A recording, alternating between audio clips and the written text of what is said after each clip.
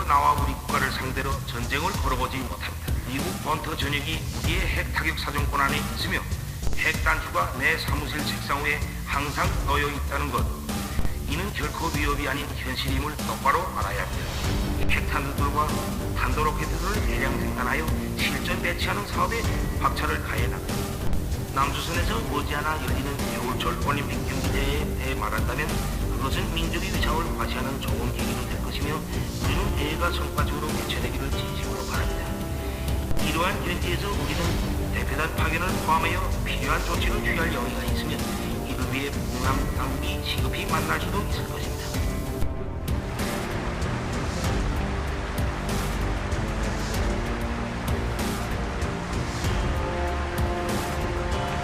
U.S. officials are telling CNN that North Korea may be taking steps for another ballistic missile launch in the coming days. Let's get straight to CNN's Barbara Starr at the Pentagon. Barbara, you broke the story. What are you learning? Hi, Dana. Well, multiple U.S. officials are telling us now that there are new signs that North Korea may be preparing for another ballistic missile test. Doesn't look like it's a satellite this time. They actually have indicators that if this does proceed, if there is a test, it is likely to be yet another ballistic missile test. Coming at a very sensitive time, as we've talked about, the Olympics coming up after the first of the year, some U.S. military exercises potentially not happening on their routine schedule, trying to keep everything calm in the region. Earlier today, Defense Secretary James Mattis visited the press corps here in the Pentagon for a little end-of-the-year chat, and he was asked about all of this, and he talked about North Korea very broadly, very much on the no-drama page for the end of the year, very much emphasizing diplomacy buttressed by economic sanctions, because he wanted to make clear diplomacy is not just words, as he said, but they're going to really continue to press for real economic teeth in this. And of course, next month, Secretary of State Rex Tillerson travels to Vancouver, Canada to meet with allies for an international discussion about what may come next in North Korea. If, in fact, Kim proceeds with a missile test at this time, it's going to be very interesting to figure out what his motivation may be. Back with me is Republican Congressman Lee Zeldin. You just heard Barbara's report, Congressman. If North Korea does conduct a launch, how should the U.S. respond? I don't know how much it's going to change. I mean, we've identified what our top options look like. They all involve China. We operate under the principle of DIME, diplomacy, information, military economics, and these are all concepts that they're interrelated.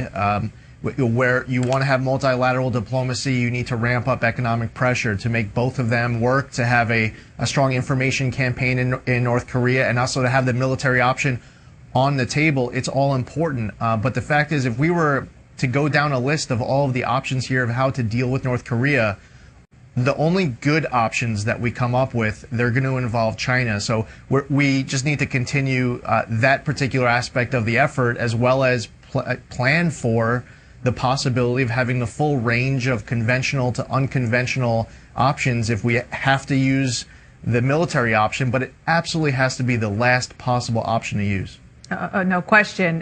You mentioned China. Obviously, this is something that the president has been working on for almost a year since he's been in office. And in fact, in this New York Times interview, he admitted that he has been softer on China on trade issues than he had planned.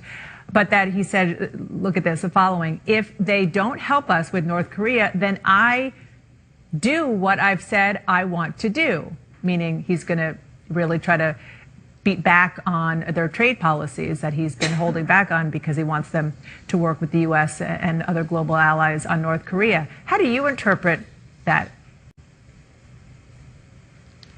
Yeah, that makes sense. That, you know, the president, when he was going through his campaign, and since he, on the economic front, has expressed a lot of concern for the trade interaction, the deficit that we face with China, the amount of debt that's owed, that he's brought up the currency front, the but you think he's IP, been right? He's been right to sort of aspect. pull back on that in the hopes that China is more aggressive on North Korea? Because as you've seen this week, the president has been publicly frustrated that he says China isn't complying with some of the UN sanctions on North Korea. That's right. Yeah, and I think that he is certainly looking to and willing to revisit that strategy over the course of 2017.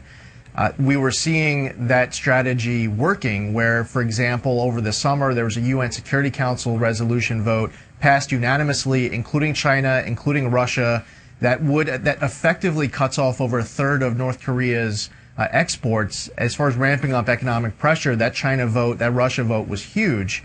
There was a decision earlier in the year where China agreed to stop the importing, or I should say the exporting to North Korea of coal.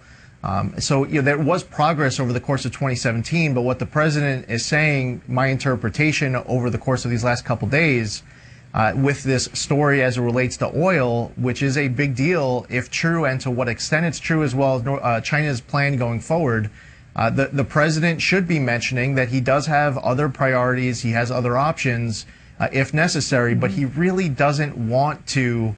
We don't want to have to go about this issue with North Korea without China's help. Yeah, you can't. There is no good option without China.